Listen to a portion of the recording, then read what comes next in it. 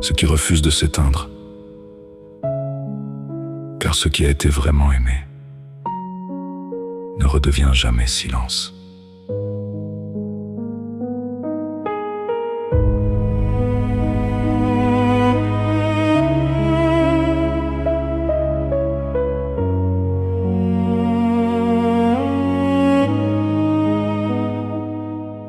Quand le corps s'en va, quand la voix ne répond plus, il reste une trace que rien ne parvient à effacer vraiment.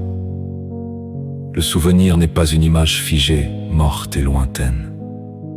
Il respire encore, différemment, mais il respire quand même. Il se love dans le geste répété sans qu'on y pense, dans une chanson qui revient, dans une odeur soudaine et précise. L'amour, alors, ne meurt pas. Il change simplement de matière. Il passe du présent visible à l'invisible qui nous habite.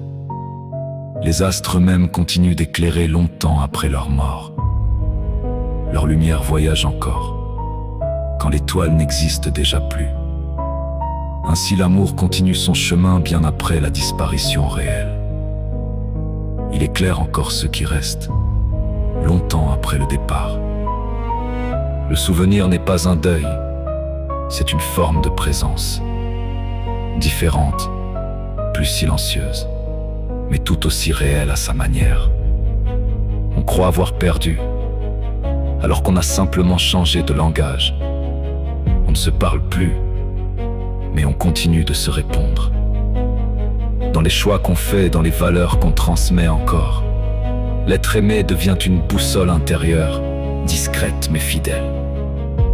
Elle oriente encore même quand la main qui la tenait s'est tue. Certaines présences ne s'inscrivent pas dans la chair, mais dans l'âme, et l'âme, elle, ne connaît pas la même érosion que le corps. Alors ne dis jamais que l'amour est parti avec ce qui s'est éteint. Il est toujours là, transformé, mais fidèle à ce qu'il fut. Il vit dans le souvenir comme la sève vit sous l'écorce en hiver, invisible, mais bien présente, attendant simplement une autre saison.